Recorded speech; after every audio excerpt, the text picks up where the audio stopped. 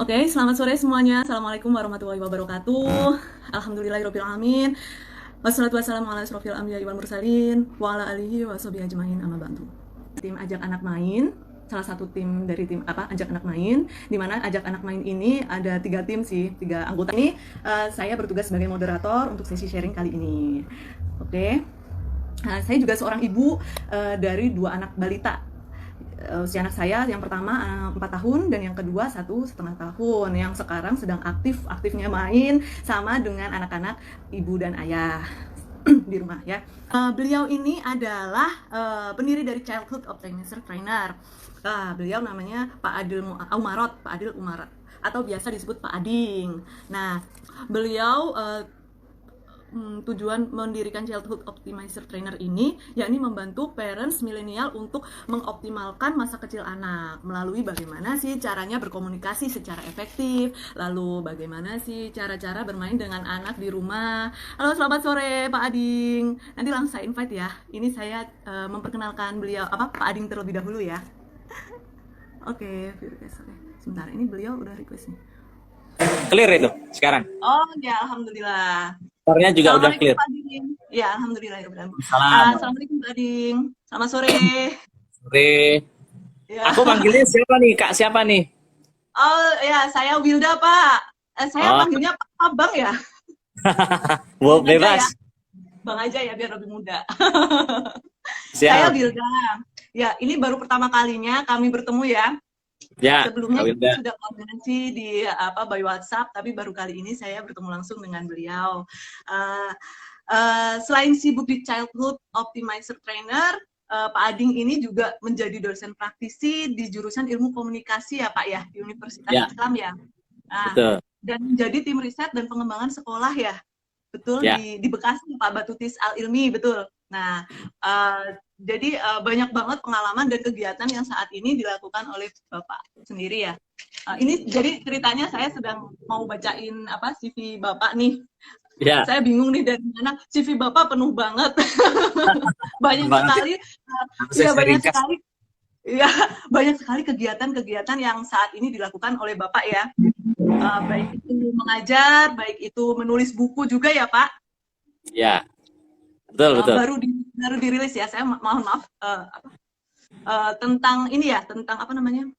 Bagaimana berbicara secara bagaimana berkomunikasi secara efektif ya dengan anak ya, betul ya. Yes. Nah, untuk saat ini kita kan mau diskusi nih Pak tentang tentang mengoptimalisasikan atau bagaimana sih kita menstimulisasi multisensori anak untuk perkembangan motorik dan linguistik anak di masa emas. Nah, ini kita kan tahu nih Pak saat ini sedang masa pandemi, anak-anak pada di rumah terus gitu kan ya. Ya. Saya biasanya saya sebagai orang tua juga biasanya sih kadang bingung mau memberikan kegiatan apa sih untuk anak-anak saya ya biar mereka nggak bosan di rumah. Pasti orang tua di rumah juga sama seperti saya.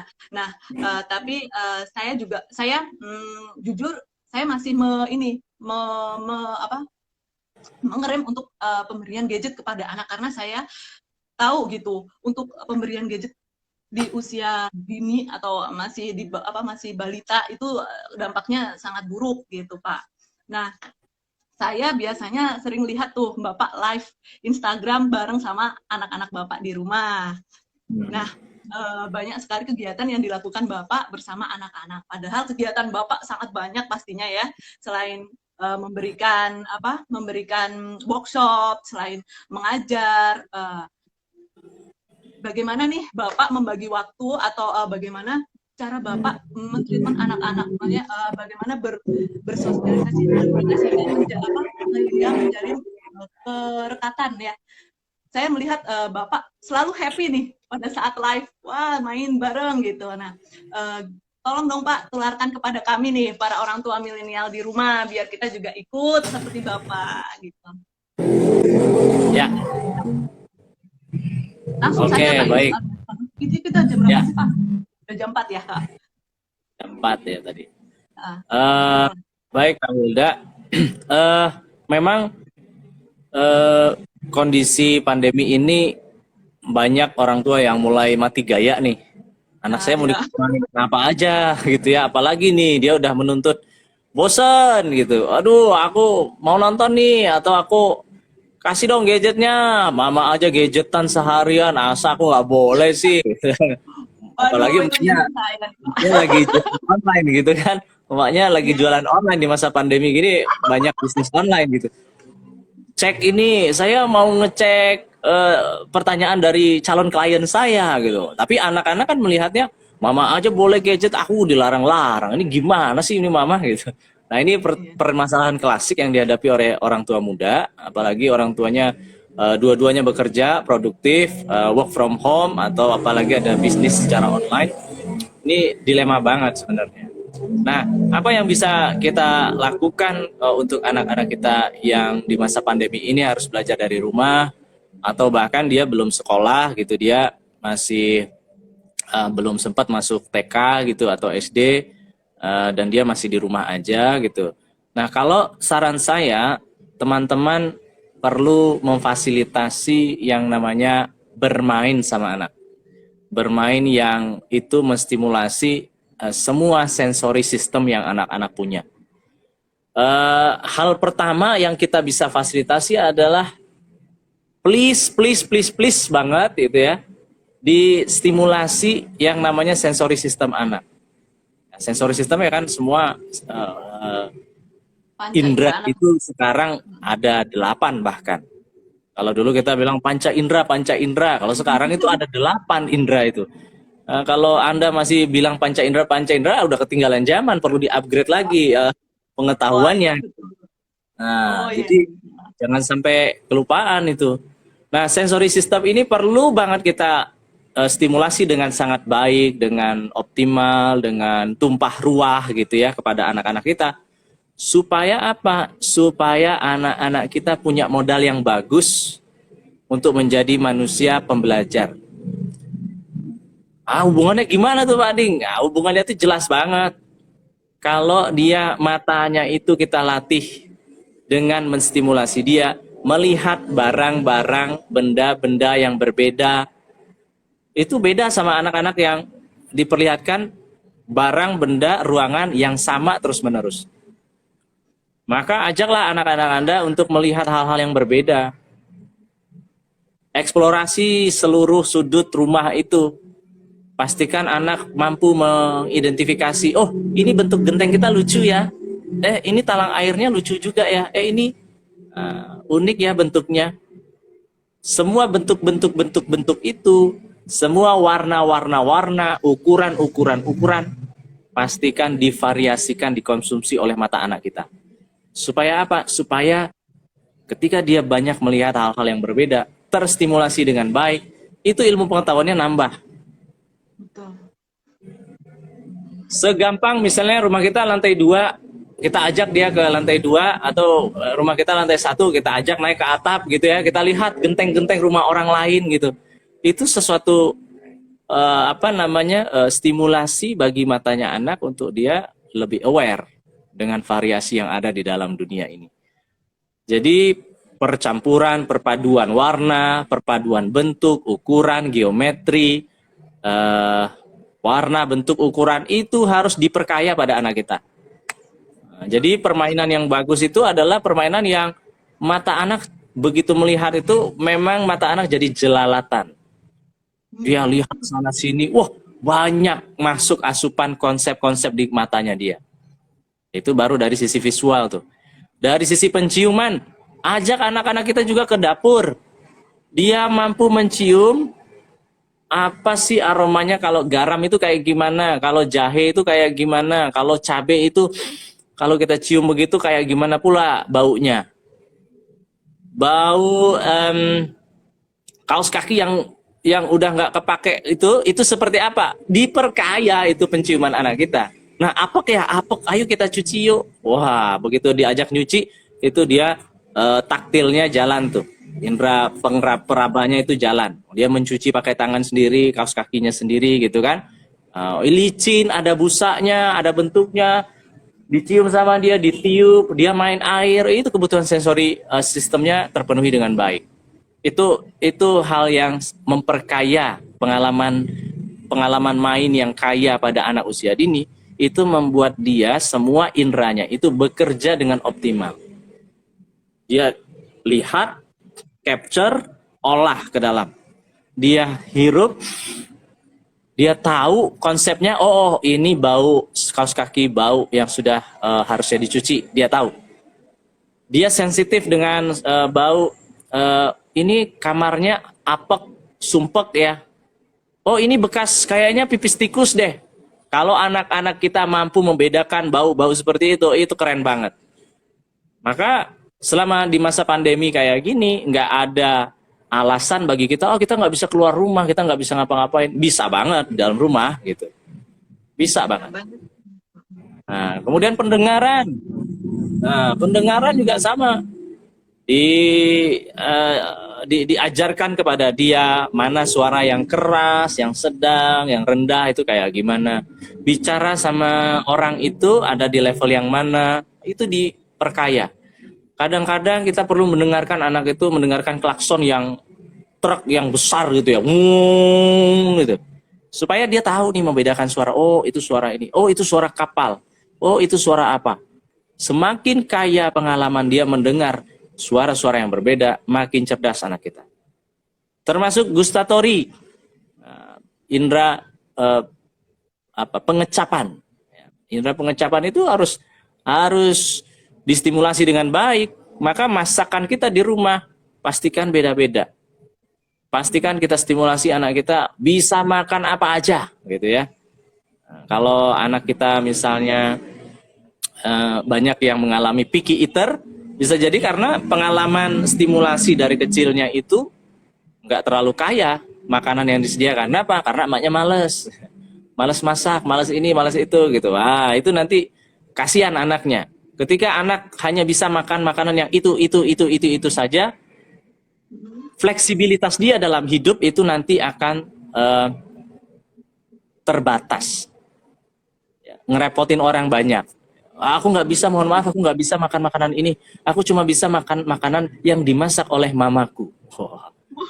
Dia lagi KKN ke Maluku gitu kan.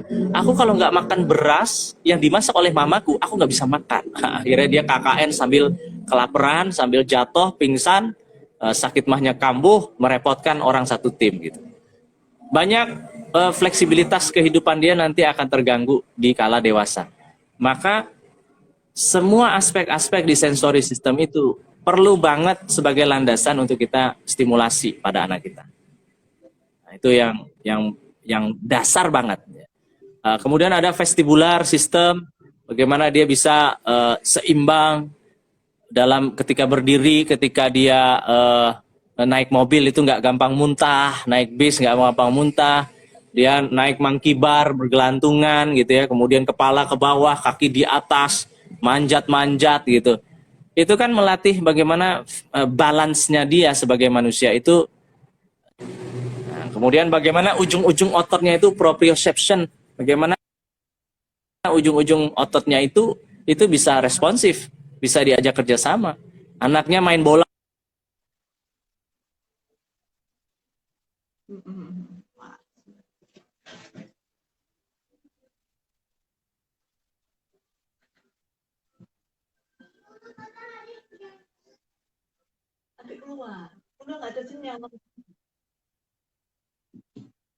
Akan punya daya tangkap yang akurat, yang presisi, dan kalau dia diajak belajar apapun itu insya Allah ngacir anaknya, potensinya di atas rata-rata. Dia bisa tuh bedain tangga nada yang ini, bisa nangkap langsung. Sekali dengar dia bisa main piano langsung mengikuti.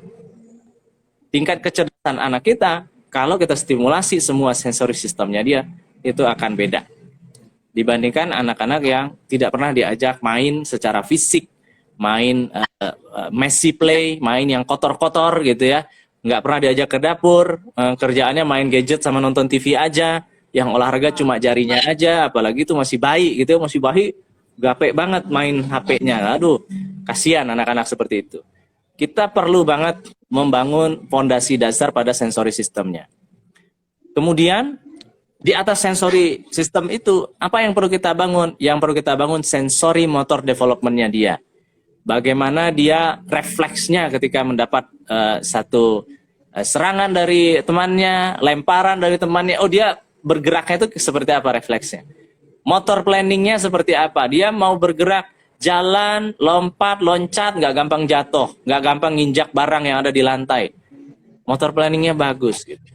Kemudian dia dominannya kiri apa kanan ini tangannya, kakinya dominan kiri atau tangan kanan, itu perlu banget dilatih. Supaya apa? Supaya selain sensori sistemnya tadi bagus, daya tangkapnya bagus, juga motor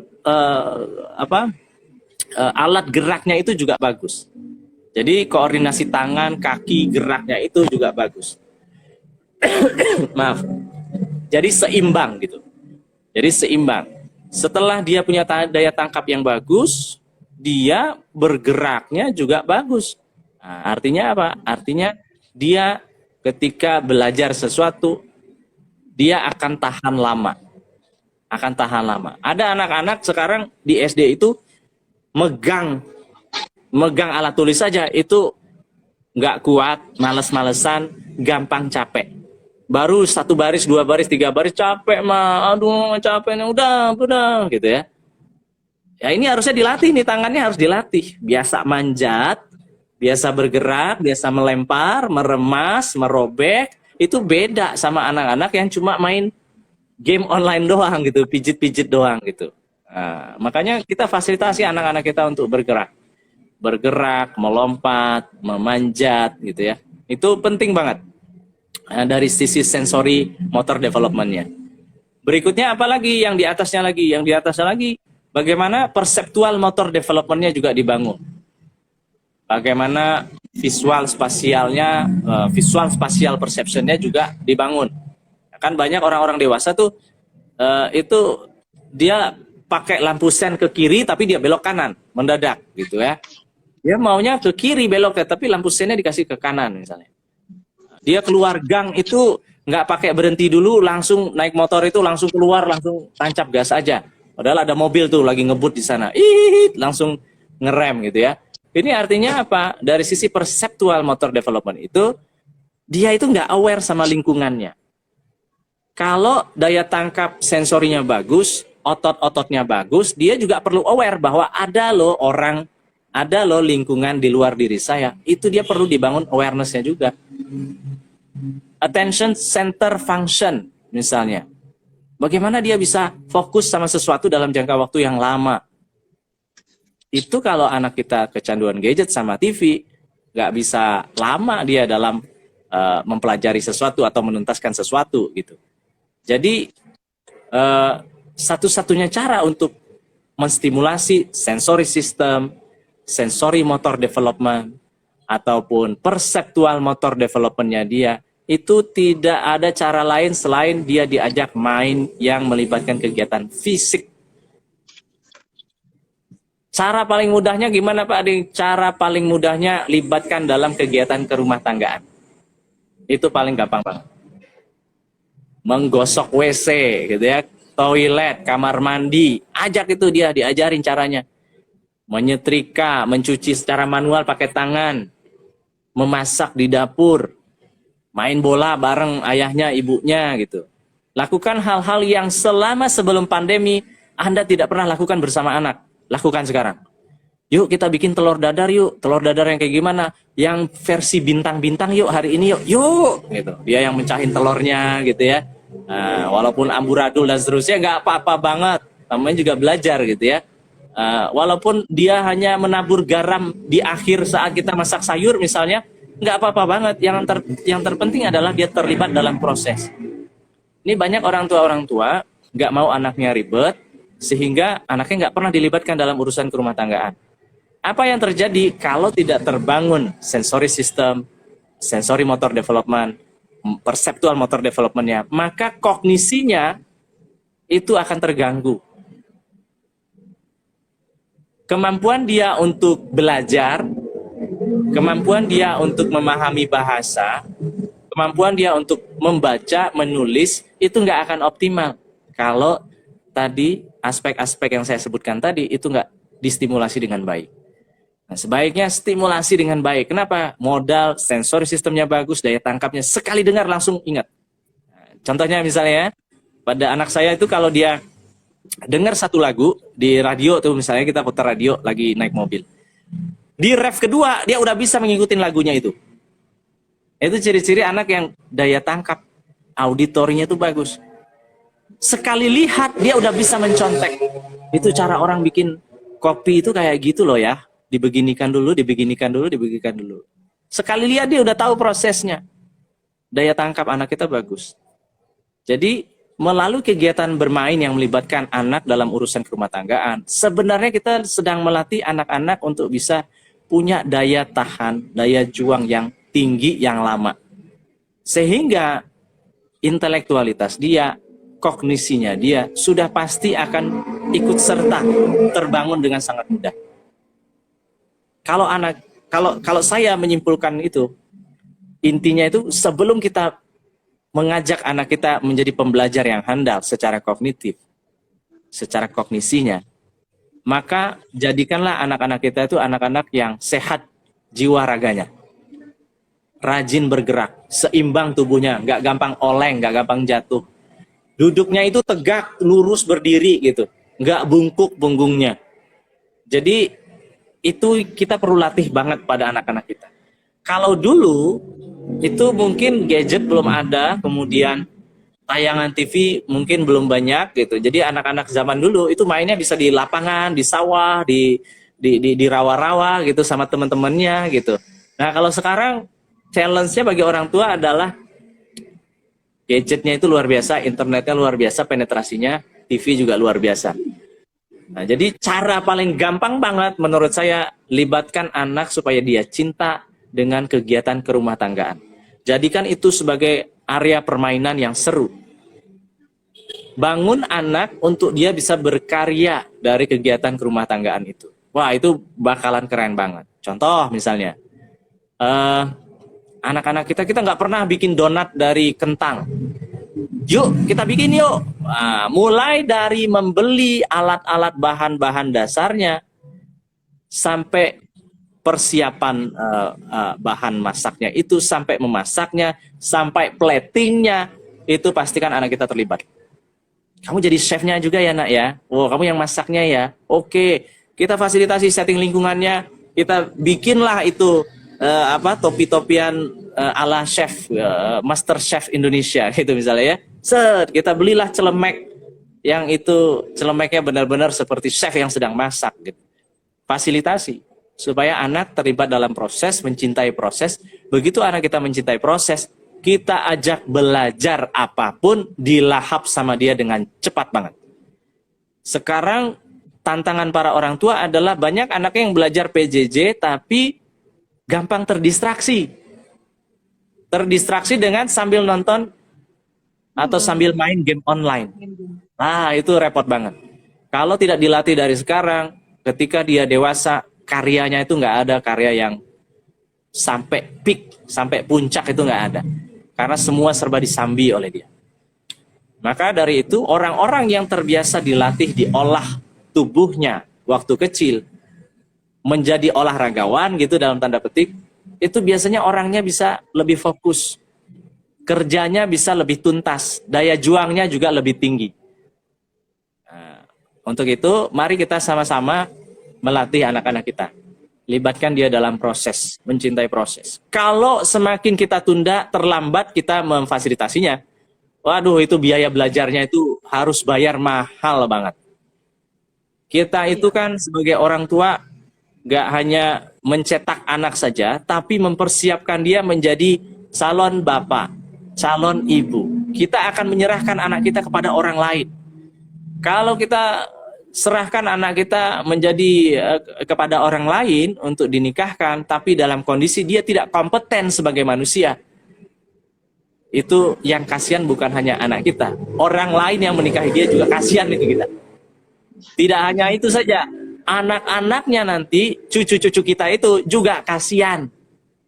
Lawong ibunya nggak bisa ngapa-ngapain, bedain jahe, lengkuas, ketumbar, tertukar-tukar gitu misalnya ya. Yang mana sih yang lengkuas itu ya? Jahe yang mana pula gitu ya? Nggak tahu gitu ya. Karena waktu kecilnya mamanya begitu masuk dapur dilarang ngomong, jangan-jangan nanti kamu kotor kalau ada kamu. Wah, kalau nggak kotor itu ya nggak belajar. Selama masa pandemi ini, pastikan anak-anak itu terlibat dalam proses. Itu kuncinya. Begitu Kak Wilda. Nah, Betul. apa? Wah, menarik sekali ya Pak penjelasan dari Bapak ini. Saya di rumah kan juga punya 2 anak nih Pak. Nah, alhamdulillah pada saat pandemi ini saya juga menerapkan tuh beberapa contoh kegiatan yang Bapak utarakan tadi. Salah satunya pernah saya ajak cuci baju karena pas mesin cuci rusak. Jadi ya udah ayo cuci baju bareng di dalam kamar mandi. Terus pernah juga ngupas telur, terus kulit telurnya diulek gitu Pak. Jadi Yes. mereka main bareng gitu pakai ulek itu ya. Nah, macam-macam kegiatan yang bisa dilakukan anak di rumah aja gitu. Nah, ini kita sekalian ini nih ada beberapa pertanyaan yang menarik nih Pak ya. Ya, ya, ya, silakan. Ya, sekalian dijawab ya Pak ya. Ya, Ini dari Cici Cici. Pak Ading mau diajarin buat schedule anak-anak setiap hari dan cara mengaplikasikannya ke anak. Punya anak yang rentangnya jauh, jadi jarak 2 tahun, 7 dan 9 tahun. Nah, ini sering persaingan di rumah. Seperti apa ini, Pak? hmm, hmm, hmm. Nah, kalau kita bikin jadwal bagi anak, nah, Ya, sebenarnya itu gimana, Pak? butuh ini ya, butuh Whiteboard ya, butuh Pak? gambar ya, harusnya ada di lantai dasar itu. Tapi gini, prinsipnya itu kalau anak kita masih belum bisa baca, bikinlah jadwal yang lebih banyak simbolnya. Simbolnya itu misalnya bangun pagi, ya itu memang ada orang lagi gambar bangun pagi, cari aja di Google gitu kan, anak-anak kecil lagi bangun pagi, ada mataharinya. Kemudian sikat gigi, ya ada kegiatan sikat giginya. Kemudian makan gitu ya, sholat dan seterusnya. Pastikan gambarnya lebih besar daripada tulisannya. Nah, dibikin jadwal seperti itu tuh kalau anak kita tuh masih belum bisa baca tulis. Pakai simbol aja juga nggak apa-apa. Nah, kasih itu yang namanya jamnya, lalu tempelkan gambarnya tadi kayak gimana. Kalau udah selesai, dipindahkan gambar itu ke kolom misalnya kolom tuntas gitu. Jadi dari pekerjaannya apa, di list dari tiap jam apa, dari awal bangun sampai tidur lagi. Kemudian nanti kalau udah selesai, dipindahin ke kolom tuntas, dipindahin. Caranya kalau pakai whiteboard itu cari ada alatnya itu yang kalau kita tulisin itu bisa ditempel-tempel. Sama seperti sesuatu yang bisa Ya, Pak. ditempel magnetik gitu ya. Nah, magnetik itu di depan magnetnya itu kita bisa gonta-ganti atau tempelkan gambar. Gambar lagi makan pagi atau lagi bobok siang atau apa gitu ya. Nah, itu yang kita pindah-pindahin. Itu seru tuh buat anak-anak. Jadi jadwal itu kalau jadwalnya dulu itu orang-orang mungkin bikin jadwal itu hanya jadwal yang statis. Kalau sekarang kita sebaiknya bikin jadwal yang dinamis. Jadwal yang dinamis itu pekerjaannya itu apa, itu udah kita list. Kemudian kita bisa pindahkan bisa bikin kolom in progress atau sedang dikerjakan, lalu sudah tuntas atau selesai atau terkendala gitu. Bisa dimasukkan ke situ. Jadi nanti yang mindahin sendiri adalah anaknya. Ma, aku udah selesai nih sikat gigi. Oh, udah selesai ya? Aku pindahin ya. Ya, yang gambar orang lagi sikat gigi dipindahin sama dia. Kalau dia sedang mengerjakan berarti pindahin ke sedang mengerjakan. Kalau udah tuntas berarti di kolom yang udah tuntas. Dan atau tuntas. Semakin banyak tuntasnya itu ada self satisfaction dari anak kita sendiri. Ada kebanggaan dari anak kita sendiri. Nah, selama masa pandemi ini penting banget bikin jadwal sama anak kita, terutama anak-anak yang udah SD gitu ya. Yang dia itu confused atau dia tidak punya kontrol diri yang kuat ketika dia sedang belajar PJJ dengan main game online. Jadi orang lagi PJJ nih, di sampingnya ada HP atau laptop lain, dia main game online gitu. Jadi dia nggak bisa mengklasifikasi jam berapa saya harus ngapain, bagaimana. Semua dimultitasking kan sama dia. Nah, ini anak-anak yang tumbuh dengan situasi kondisi dia tidak mampu fokus dan tuntas dalam mengerjakan sesuatu. Kalau dibiarkan begitu saja berbahaya. Jadi sampai besar pun dia akan nyambi-nyambi terus. Orang yang kerjaannya nyambi nggak akan pernah menghits, mencapai titik puncak mahakarya yang masterpiece-nya dia. Itu kuncinya. Jadi bikinlah jadwal itu yang colorful, yang ada jamnya, ada banyak kolomnya, dan itu dinamis, bisa dipindah-pindahkan. Nah, bisa dipindah-pindahkan. Sehingga anak itu juga menjalani kehidupan selama pandemi ini yang di rumah saja ini, itu dia nggak bosan. Bahkan dia bisa mengusulkan punya ide. Ya, aku mau dong bikin baju juga, belajar jahit. Kan mama ada mesin jahit tuh. Ayo kita pelajari. Dari mana? Dari YouTube gitu ya. Bikin pola itu, pola baju, pola celana itu kayak gimana sih? Banyak, semuanya ada di YouTube sekarang. Semua ada di internet.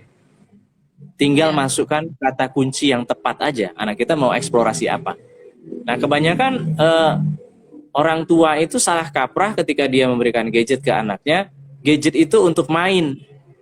Padahal gadget itu bisa menjadi tools, alat bantu kita untuk eksplorasi, belajar. Bukan main. Kalau gadget itu sudah menjadi alat main, game online, artinya gadget itu bukan jadi tools lagi. Tapi gadget itu sudah menjadi tuan atas diri anak kita. Anak kita jadi hamba dari gadget tadi. Kecanduan gadgetnya itu, hasratnya itu yang memandu dia melakukan permainan game online itu. Jadi dia menjadi orang yang tidak produktif jadinya. Nah, pastikan kita tanamkan ke anak kita gadget itu untuk penunjang. Dia tools, alat bantu, bukan alat utama. Alat utamanya adalah tetap si manusianya. Kamu belajar apa hari ini? Kamu dapat pengalaman main apa hari ini? Kalau ada yang kurang paham, yuk kita cari sama-sama di gadget. Apa yang kamu belum paham? Ya, percampuran warna ini sama ini jadinya apa ya? Ya, aku belum paham. Yuk kita cari sama-sama yuk. Jadi gadget itu bukan digunakan untuk main. Main yang bikin kecanduan terutama ya. Banyak permainan orang dewasa yang dimainkan oleh anak-anak ya. Main bunuh-bunuhan, tembak-tembakan, ada senjatanya harus beli gitu kan.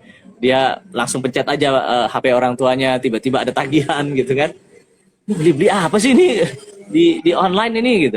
Tapi taunya anaknya beli senjata, nambahin senjata. Nah, kira-kira seperti itu untuk mengatur jadwal tadi. Mudah-mudahan cukup tergambar ya. Mungkin satu saat kita bisa bikin sesi yang lebih khusus lagi, khusus untuk hanya jadwal itu aja. Oh iya, butuh waktu yang lama ya Pak ya? Ya, karena butuh peragaan. Oh iya, Pak, ininya juga ya. Lalu dia nih punya beberapa anak. Nah, itu sering bersaing di rumah sama seperti anak saya. Jadi biasanya yang usia 4 tahun dia mau belajar baca gitu, atau dia pengen dibacain ini apa ntar adiknya ikut ngerimbung terus mengganggu. Nah, itu gimana sih Pak caranya? Ini pertanyaan Cici tadi, gimana caranya biar barengan gitu, belajarnya biar barengan gitu, padahal jaraknya tidak jauh gitu. Gimana Pak? Ya. Nah, jadi ada di tahap perkembangan anak itu usia 3 sampai 4 tahun gitu ya. Itu anak itu masih di fase egosentris. Jadi semua itu serba aku. Orang lain di dunia ini ngontrak, kira-kira gitu. Ini buku aku. Mainan orang lain juga mainan aku gitu, diakui sama dia mainannya dia. Punya orang juga dicawe-cawe sama dia. Orang lain boleh datang ke rumah dia, tapi nggak boleh sentuh mainan dia. Tapi dia undang orang lain untuk main bareng gitu. Tapi nggak boleh sentuh mainan dia. Ini punya aku, mobil-mobilan aku gitu. Ya ngapain diundang saya ke sini kalau nggak boleh nyentuh mainan mobil-mobilanmu gitu kan? Aneh itu ya. Itu memang di tahap perkembangan usia anak toddler itu masih di fase egois seperti itu. Nah, yang kita bisa lakukan ketika ada jarak anak kita, ada yang usia 3-4 tahun dan ada yang udah besar, apalagi usia yang 7 tahun, 8 tahun, itu kalau bisa kita pisahkan setting lingkungan belajar dan mainnya untuk sementara. Sambil dia bisa mengendalikan atau mengontrol diri dia ketika belajar atau bermain itu. Dia sudah kuat skill klasifikasinya, ini mainanku, ini mainan kakak, baru diajak untuk pelan-pelan main yang kerjasama. Misalnya main balok gitu ya, saya kayak gini. Nah, baru bisa diajak untuk main balok-balokan kayak gini. Kalau misalnya dia udah kontrol dirinya tuh udah kuat gitu. Kalau kontrol dirinya belum kuat, jangan sekali-kali diajak untuk difasilitasi main bareng. Usia 34 sama 78 itu, wah itu yang satu dewa penghancur, yang satu dewa yang sedang membangun. Yang 7 tahun tuh ingin perfect, ingin semua terlihat rapi, kalau nggak bagus diulang lagi sama dia, tiba-tiba ada dewa penghancur datang gitu ya, yang usia 3 tahun, ya gitu. Ini berantem itu pasti. Nah, jadi syarat utama ketika jarak anaknya itu seperti itu, range usianya, pastikan dipisah dulu. Dipisah area bermain dan belajarnya. Dipisah di jarak, dikasih jarak batasan aja. Kakak di pojok sana, adik yang di pojok sini mainannya ya. Ditaruhnya tuh memang agak jauh. Sehingga dia anak usia 3-4 tahun itu kan refleksnya itu belum terkontrol dengan baik. Dia akan tangannya itu mungkin orang bilang usil gitu ya, tapi dia lagi eksplorasi aja, lagi eksplorasi. Kalau saya beginiin jatuh kayak gimana bentuknya? Oh kayak gitu ya jatuhnya gitu ya. Kakaknya udah capek-capek bikin masjid 2 tingkat 3 tingkat gitu, tiba-tiba brok gitu, wah nangis itu kakaknya. Nah semakin kita lupa memfasilitasi setting lingkungan tadi, si kakak akan frustasi karena bangunan dia nggak pernah utuh. Kemudian dia akan marah sama adiknya. Dia semakin benci sama adiknya. Si adik juga orang lagi mau main bareng kok malah dimarahin, kok malah dilarang-larang dan seterusnya gitu ya. Nah itu dia merasa tidak dicintai jadinya oleh kakaknya dan seterusnya. Nah jadi bisa salah paham itu.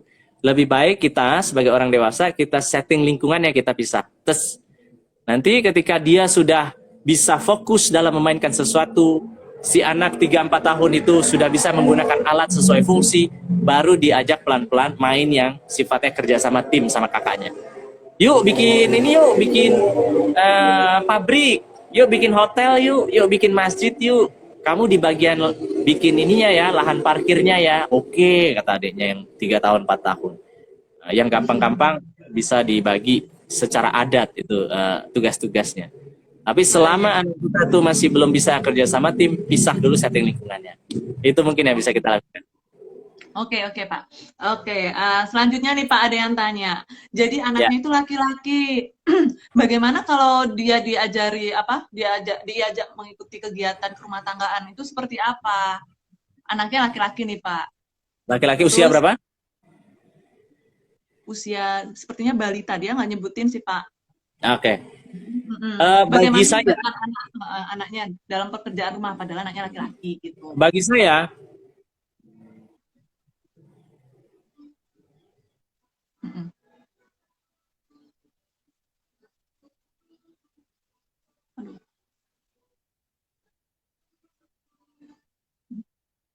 perempuan stimulasinya tetap sama. Laki-laki zaman sekarang perlu aware dengan dapur. Perlu banget bisa masak. Laki-laki untuk ke depan ya. Perempuan zaman sekarang perlu banget main mobil-mobilan. Perlu banget bisa manjat-manjat yang dia itu seimbang badannya. Kuat posturnya. Ya. Itulah kenapa banyak ini beliau sudah. Hai Pak, sinyalnya agak-agak ini apa ya? Ya. Dilanjut lagi apa ya? Tadi terakhir pertanyaan tentang anak laki-laki dan perempuan. Tadi ada yang bertanya anak laki-laki itu bagaimana berkegiatan di rumah, untuk kegiatan rumah kegiatan rumah tanggaan seperti apa stimulasinya, dan ada juga yang bertanya anaknya itu sebentar kok saya lupa. Pertanyaan tadi tentang anak laki-laki dan perempuan. Yang pertama batasan, yang kedua tentang kalau anak laki-laki itu gimana urusan kegiatan ke rumah tanggaannya itu seperti apa, apakah tidak mempengaruhi gender dan sebagainya. Ya Pak Ari, silakan. Oke. Kalau bagi saya laki-laki pun harus diajarin ke dapur untuk kebutuhan sekarang nih. Laki-laki perlu diajak untuk belajar main peran bagaimana memandikan bayi, bahkan boneka bayi. Kenapa? Karena saya punya kelas namanya merawat cinta. Itu laki-laki zaman sekarang kebanyakan jadi kanebo kering. Kanebo kering tahu ya? Nggak tahu. Kanebo itu kalau kering. kanebo yang buat ngelap Iya, mobil itu. kok bisa disebutkan itu? Kalau itu, nah itu saking kakunya hidupnya dia, Oh, tidak tahu cara bercengkrama sama anak, tidak tidak aware sama sinyal-sinyal yang diberikan oleh istrinya. Istrinya udah kelelahan handle anak nih, udah gelas sudah dibanting satu pecah, piring udah, maksud istrinya itu minta bantuan, iya. tapi ini nggak nyangkep-nyangkep sinyalnya gitu ya. Oh, iya. Jadi kalau dipeluk, ditatap, itu apaan sih ini gitu ya. Jadi nggak ada cinta dan kasih sayang dari laki-laki kepada istrinya, kepada anaknya. Dia asik dengan kegiatan diri dia sendiri, bahkan asik dengan laptopnya, HP-nya sendiri. Gitu. Itu yang saya bilang, banyak suami-suami laki-laki yang jadi kanebo kering. Harusnya berkeluarga itu saling melempar, memberikan afeksi, cinta, kasih sayang kepada pasangan, kepada anak. Ini dipeluk aja jijik dia. Tidak pernah memuji pasangan. Itu yang saya bilang kanebo kering. Kanebo kering itu, kanebo kan fungsinya buat ngelap. Ketika kita elap itu sesuatu yang basah bisa kering terserap oleh dia. Ini kalau kanebo kering kita pakai lap mobil, itu mobilnya jadi baret. Gitu kira-kira. Oh, iya. Jadi malah merusak. Jadi kalau saya berpendapat, baik laki-laki maupun perempuan mainannya sama. Perempuan pun harus main manjat-manjat pohon, harus main mobil-mobilan, harus paham dia jenis mobil itu kayak gimana.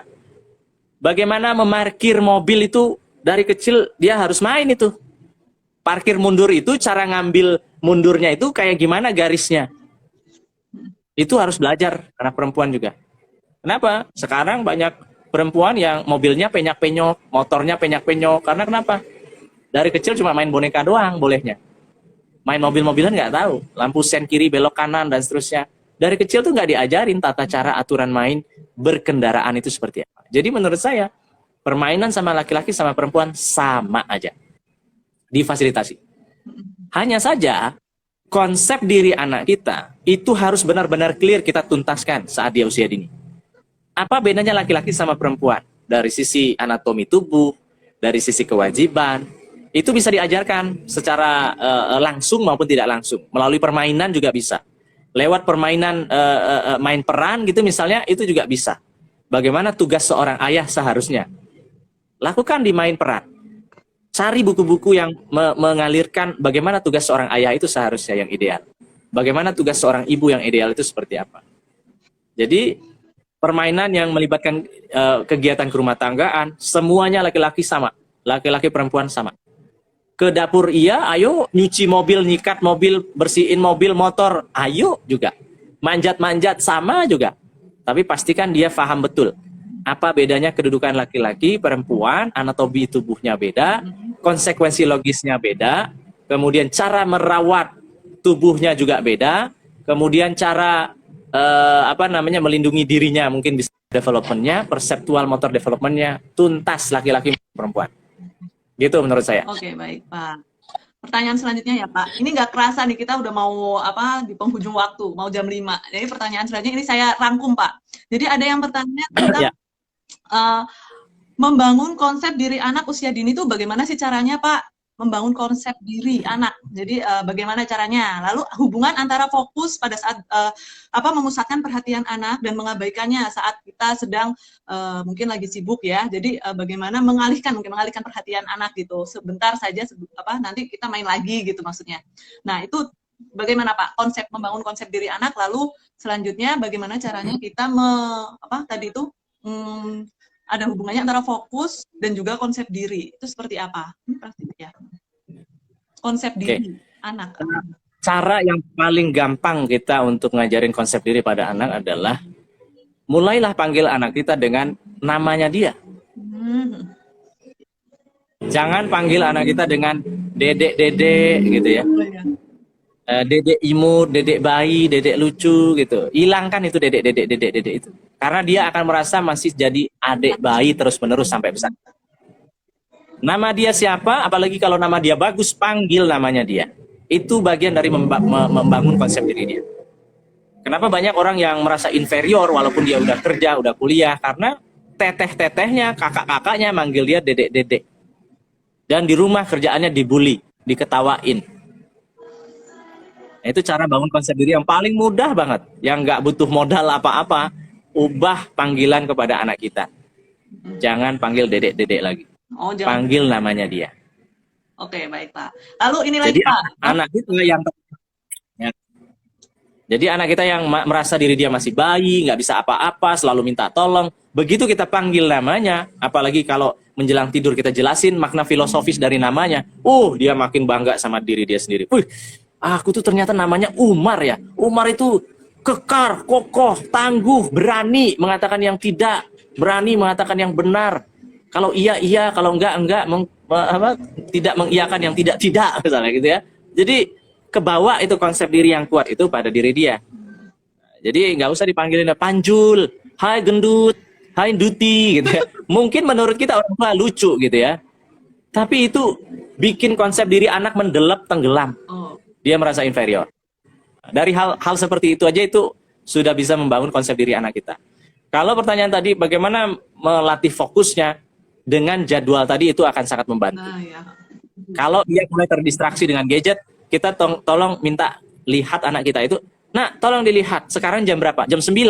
Kalau di jadwal jam 9 harusnya lagi ngapain? PJJ. Kalau yang sekarang dilakukan apa? Main game online. Nah, tepat nggak tuh? Oh iya ya. Oke, aku tutup dulu laptopnya. Dia fokus lagi. Jadi jadwal tadi itu sangat membantu tuh. Iya betul. Saya juga begitu sih Pak. Untuk anak saya ini biasanya saya jadwalkan waktu nonton TV-nya jam berapa. Jadi pada saat dia minta, ayo nonton TV, jangan dulu. Ini sekarang masih jam berapa? Kurang 5 menit, kurang 1 menit bahkan itu saya kasih tahu ke dia gitu. Sampai akhirnya dia mau nunggu. Kalau nggak mau nunggu ya udah berarti nggak usah nonton TV aja gitu Pak. Itu saya di rumah. Lalu ini pertanyaan terakhir ya teman-teman karena sudah jam 5 nih Pak. Mau jam 5. Jangan pertanyaan kurang 3 menit lagi, nggak apa-apa sih ini Pak. Anak pertama saya 2 tahun 7 bulan didiagnosis ADHD dan rutin terapi sejak 3 minggu terakhir ini. Kegiatan atau permainan apa ya yang bisa diberikan agar manfaat terapinya itu tetap berkelanjutan selama di rumah Pak? Gitu. Ini special case ya Pak ya untuk anaknya ADHD. Iya. Kalau dari saya tidak ahli di bidang anak yang berkebutuhan khusus. Kalau saran saya, teman-teman bisa kunjungi website sahabat saya, Bunda Nefri. Itu lebih expert tuh di bidang itu. Ketik di www.pusatkemandiriananak.com. Nah, di situ nanti teman-teman bisa belajar lebih dalam tuh ke Bunda Nefri. Apa yang perlu dilakukan, program intervensi yang cocok ketika kita punya anak yang ADHD. Gitu. Kalau saya nggak punya ilmunya soalnya untuk menjawab itu. Tapi kalau dari pengalaman yang pernah saya alami, saya observasi pada anak-anak yang ADHD, lebih fokus kita adalah bagaimana menstimulasi sensorinya dia, supaya ritme kerja otaknya itu lebih stabil, lebih tenang, lebih slow down. Kalau dia kerja otaknya lebih cepat gitu kan. Main pasir, main air, main sesuatu yang berkaitan sama sensorinya dia itu akan sangat membantu. Main Play-Doh itu dia remas-remas, itu akan membantu fokusnya dia. Tapi untuk detailnya, please kunjungin sahabat saya, Bunda Nefri, di www.pusatkemandiriananak.com. Beliau juga ada training-training secara online, bagus banget untuk diikuti. Bagi orang tua yang anaknya berkebutuhan khusus, beliau expertnya di situ. Oke. Begitu jawabannya. Baik, terima kasih. Jadi untuk Rus and Room tadi untuk special case bisa mengunjungi lapaknya teman Pak Ading ya di pusatkemandiriananak.com ya dengan Bunda Nevi, betul. Nah, pertanyaan terakhir nih Pak, ini terakhir. Nefri, ya. Gimana mengatasi anak-anak yang cengeng Pak? Jadi dia itu membela dirinya dengan langsung menangis tanpa membela diri terlebih dahulu. Bagaimana harusnya sikap kita sebagai orang tua? Gitu. Ini sama sih seperti anak saya Pak. Anak saya tuh cengeng, cengeng juga. Beda dengan adiknya. Usia berapa? Ini dia nggak nyebut usia sih Pak. Mungkin balita lah kita. Beda ya Pak ya. Rentang usia 3-4 tahun lah kita contohin ya Pak. Ini anaknya dia laki-laki Pak. Sedangkan anak saya anak perempuan, cengeng. Nah itu gimana cara menanggapinya gitu? Ini sebenarnya di luar konteks kita sih Pak. Tapi seru juga, soalnya saya juga merasakan seperti itu. Anak yang kedua saya itu nggak cengeng, Pak. Itu gimana, Pak? Oke, bagus pertanyaannya. Yang bisa kita lakukan sebenarnya itu gini. Pertama sekali yang kita perlu lakukan adalah hilangkan labeling negatif itu kepada anak kita. Iya. Hilangkan kata cengeng. Semakin kita sering sebutkan, kamu cengeng banget sih, kamu apa-apa cengeng banget sih kamu nangis saja kerjaan, kamu nangis. Semakin masuk ke alam bawah sadar dia bahwa aku tuh emang cengeng orangnya, ya udah sekalian aja gitu. Oh, iya. Masuk ke konsep diri dia, ke alam bawah sadar dia kalau kata itu sering kita ucapkan. Jadi kalau saran saya, hilangkan itu kata itu dari depan muka anak kita. Nggak usah disebut-sebut lagi dia cengeng, dia cengeng, dia cengeng. Ya. Nah, itu yang pertama. Yang kedua, Nyebutnya apa, Bang? ada Nyebutnya 4 apa, Bang? Nyebutnya gimana? Kalau kita nggak nyebut dia cengeng, kita nyebutnya seperti apa? Maksudnya menjelaskan kamu itu jangan bersikap seperti itu gitu, dalam artian nggak cengeng gitu. Nyebutnya apa? fakta yang kita lihat dia ngapain? Fakta yang kita lihat dia ngapain? Dia, oh iya. Kalau kita lihat dia tuh, dia sedang ngapain tuh? Kita menjelaskan gitu ya? Ya, yang ibu lihat dia ngapain sebenarnya? Kan kalau cengeng itu kan labeling. Ya, oh ya, meminta sesuatu sesuai keinginan dia sih. Biasanya kalau dia nangis. Nah, dia tujuannya itu. Yang dia lakukan adalah menangis. Itu aja yang dikasih tahu. Oh, ada anak yang menangis. Gitu aja. Jangan dilabelin. Kalau cengeng itu udah ada intensi negatif kita. Cengeng ini anak. Apa-apa nangis, cengeng banget sih jadi orang gitu. Udah ada kemarahan yang kita transfer energinya ke anak kita. Nah, tapi kalau kita bilang, oh anak mama sedang menangis, itu netral. Oh iya. Kita nggak marah sama itu, netral. Kalau kita nggak transfer energi negatifnya, anak kita jauh lebih cepat untuk regulasi diri, menenangkan diri. Tapi kalau kita marah ke dia, itu makin menjadi-jadi tuh nangisnya dia. Maka ketika anak kita sedang apa-apa, pastikan sudut pandang kita adalah secara spesifik apa yang dia lakukan, itu yang kita tanam di otak kita. Telak. Banyak juga orang tua tuh kayak gini, Pak, anak saya tuh Pak, ya Allah, iseng banget ke adiknya, suka gangguin adiknya. Dengan begitu saja kita sudah tidak adil sejak dalam pikiran di kepala kita. Sebenarnya apa yang dilakukan si kakak ke adik itu? Oh, si kakak menyentuh-nyentuh telinga adiknya Pak. Oh, berarti itu saja yang ibu kasih tahu ke kakak. Kak, mama lihat kakak sentuh-sentuh telinga adik. Kan harusnya itu doang yang dia lakukan kan? Sementara adiknya merasa terganggu. Kita kasih tahu juga, Kak, adiknya nggak nyaman telinganya disentuh-sentuh. Tapi kalau beda rasanya ketika kita bilang, Kak, kakak jangan ngisengin adik dong. Kakak jangan gangguin adik dong. Ada orang tua yang dia berpikir bahwa anaknya nakal. Dengan dia sering ganggu adiknya dengan cara sentuh-sentuh gini. Saya tanya ke ibu itu, Bu, ibu sudah pernah tanya ke anaknya, sebenarnya tujuan maksud dia menggini-ginikan adiknya itu apa? Udah pernah ditanya belum? Jangan-jangan ada maksud tertentu yang dia ingin capai. Bukan nakal anaknya. Coba tanyain dulu. Oke Pak, siap, saya tanyain. Begitu ditanyain, aku tuh sebenarnya mau ngajak adekku main, kata dia. Jadi dia bukan pengen mengganggu dengan coel-coel telinganya, tapi ingin mengajak adiknya main. Tapi caranya dia nggak tahu cara yang baik dalam mengajak. Berarti PR ibu adalah ajarkan dia untuk mengajak adiknya baik-baik untuk main bersama. Selesai masalahnya, perkaranya. Anak yang nggak luka batin karena setiap hari dibilang anak nakal kamu, anak bandel, anak suka gangguin adeknya, nggak sayang adek kamu, gitu kan. Biasanya dilabelin negatif begitu. Tapi begitu dia tahu motifnya adalah, oh ternyata dia ngajak adiknya main. Mulia berarti niatnya ya Pak ya. Iya, niatnya mulia. Ibunya yang banyak asumsi di kepala ibu, suuzon aja isinya ya. Kebanyakan nonton sinetron azab atau Korea gitu. Drama-drama semua yang ada di kepala ibu. Jadi please, adillah sejak dalam pikiran di pikiran kita ketika melihat satu fenomena anak kita lagi ngapain. Nah, untuk anak yang menangis itu kita perlu paham bahwa ada tahapannya sebenarnya resolusi konflik. Yang paling rendah itu adalah nangis atau enggak diam. Itu level bayi 0 sampai 2 tahun yang melakukan itu. Di atasnya itu di usia toddler anaknya biasanya melakukan serangan fisik kalau dia dapat masalah. Dia rusak barang, dia lempar orang, dia dorong adiknya, kakaknya, dia lakukan banyak hal yang sifatnya destruktif, merusak. Di atasnya lagi ada yang namanya serangan verbal. Dia teriak-teriak, dia marahin, dia berkata-kata kotor, dia berkata-kata yang nggak pantas, dan seterusnya. Nah, di atas itu baru levelnya berbahasa. Bicaranya udah sesuai fakta, bicaranya bikin nyaman orang, nadanya nggak tinggi, itu level tertinggi. Biasanya anak usia 6 tahun ke atas sudah bisa sampai di level itu. Bicara baik-baik kalau ada masalah, di level bahasa resolusi konfliknya. Nah, kalau lupa dinaik levelkan tiap level itu, tahap perkembangan anak itu, lupa dinaik levelkan ke level bahasa yang paling tinggi. Kita bicara nak kalau ada masalah, bicara saja baik-baik kalau ada yang nggak nyaman gitu ya.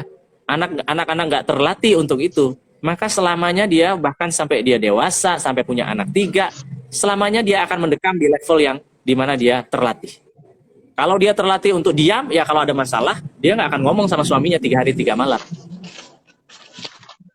Baik. Diam aja, ditanya suaminya, apa masalahnya? Apa masalahnya? Gitu. Jadi nggak terbiasa bicara kalau ada masalah. Nah, untuk itu anak-anak kita perlu kita latih ke level yang berbahasa. Kata kuncinya, ajak anak kita bicara kalau ada masalah. Menyelesaikan masalah itu salah satu caranya adalah melalui bicara. Bukan diam, bukan nangis, bukan rusak barang, bukan berkata-kata yang tidak pantas, tapi bicara baik-baik. Semakin anak kita paham, itu dia akan malu sendiri tuh kalau dia masih melakukan sesuatu yang dilakukan oleh toddler. Dia udah 6 tahun, tapi dia masih banting-banting barang gitu ya, tantrum guling-guling di mall gitu. Dia begitu tahu bahwa yang melakukan itu adalah toddler, anak usia 3-4 tahun, malu sendiri dia. Betul. Akan naik kelas sendiri nanti. Baik, Pak. Begitu kira-kira. Ya. Oke. Mudah-mudahan menjawab. Ya, terima kasih banyak Pak Ading. Ini sudah jam 5 lebih. Nggak kerasa ya, diskusi kita sore ini sangat menarik sekali. Dan masih banyak sebenarnya pertanyaan yang belum terjawab nih Pak. Seperti apa ya? Sebenarnya kita harus ada sesi kedua sih Pak, di tahun baru nanti. Siap. Tahun baru. Nanti kita akan hubungi Pak Ading lagi untuk sesi kedua. Jadi pertanyaan-pertanyaan teman-teman yang belum sempat terjawab ini, nanti tentang komunikasi, tentang bagaimana mengatur jadwal, tentang cara menaikkan level dalam menghadapi anak. Nah, itu nanti mungkin kita bisa bahas di sharing selanjutnya ya Pak ya. Sebelum kita tutup nih Pak, kita harus tutup acara sore ini. Nah, saya ingin merangkum beberapa poin. Sebenarnya rangkumannya secara general aja dari bahasan kita sore ini, untuk teman-teman orang tua di rumah itu sebenarnya mempunyai peran sangat besar terhadap tumbuh kembang anak sendiri ya Pak ya. Pengasuhan itu pengasuhan kepada anak itu, ajak anak bermain di rumah, libatkan mereka dalam berkegiatan rumah tanggaan, baik anak laki-laki maupun perempuan, agar mereka bisa menjadi sosok yang mandiri gitu ya Pak ya. Dimulai sejak kapan? Itu dimulai sejak dini, sedini mungkin itu lebih baik, seperti itu ya Pak ya. Lalu jauhkan juga gadget dari anak agar mereka dapat berkembang secara optimal, seperti itu. Mungkin ada kata-kata terakhir dari Pak Ading sebelum nanti ini kita tutup. Ya, mungkin ada close statement dari Pak Ading untuk pesan untuk agak putus-putus ya sinyalnya. Halo.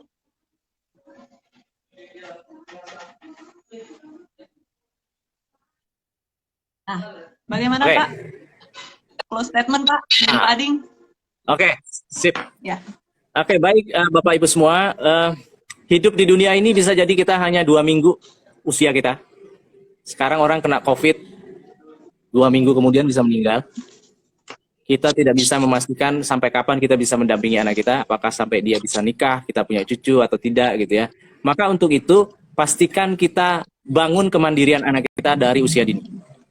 Penuhi rasa cinta, kasih sayang yang dia butuhkan agar trustnya kepada kita orang tuanya terjalin erat, tinggi, besar, supaya dia tidak kurang kasih sayang. Dan jangan lupa bangun kemandirian dia. Kemandirian anak kita sejak usia dini. Dari kecil, biarkan dia makan sendiri, pakai teknik baby led weaning. Dia tahu menentukan apa yang aku mau, apa yang aku harus masukkan makan, apa yang aku harus lepeh kalau itu berlebihan dan seterusnya. Dia tahu kebutuhan diri dia. Iya, optimal. Dengan demikian kita sebenarnya sedang membangun konsep diri anak tersebut, daya juangnya juga. Stimulasi dengan sangat-sangat serius semua sensori sistem anak kita. Karena itu yang menentukan nanti apakah dia punya daya tangkap, daya segala macam daya gitu ya, daya tangkap dia terhadap pembelajaran, apapun bidang pembelajarannya. Kalau terstimulasi dengan baik sensori sistemnya, itu akan berdaya anak kita. Oke. Untuk itu, mari sama-sama kita berjuang membangun anak-anak kita di rumah supaya apa? Supaya dia tumbuh optimal di masa besarnya nanti. Kemudian dari saya, mohon maaf lahir batin. Assalamualaikum warahmatullahi wabarakatuh. Waalaikumsalam, terima kasih. Terima kasih Kak Bunda. Ya, terima kasih banyak atas ilmu yang telah diberikan dan semoga menjadi amal jariah buat Pak Ading sendiri, manfaat untuk semuanya. Mohon maaf Pak, izin saya ini remove ya Pak ya, biar tidak mengganggu Bapak beraktivitas. Selamat sore Pak. Assalamualaikum warahmatullahi wabarakatuh. Sampai jumpa di lain waktu dan kesempatan. Oke. Maaf ya, dadah. Baik teman-teman semuanya, seperti janji saya di awal tadi untuk beberapa ini ya, untuk pengumuman bagi-bagi hadiah ya. Akan ada voucher dan mystery box. Mystery boxnya di sini kita tutup ya acara sesi sharing kali ini. Sebelumnya terima kasih banyak saat ini sedang lagi mengembangkan produk kami Dulanan. Oke, selamat kepada para pemenang, baik pemenang voucher, bagi apa untuk voucher, untuk mystery box, untuk giveaway utamanya. Nah, selamat, nanti akan kami hubungi. Nah, sampai jumpa next sharing. Wabillahi taufiq wal hidayah. Wassalamualaikum warahmatullahi wabarakatuh. Sampai jumpa.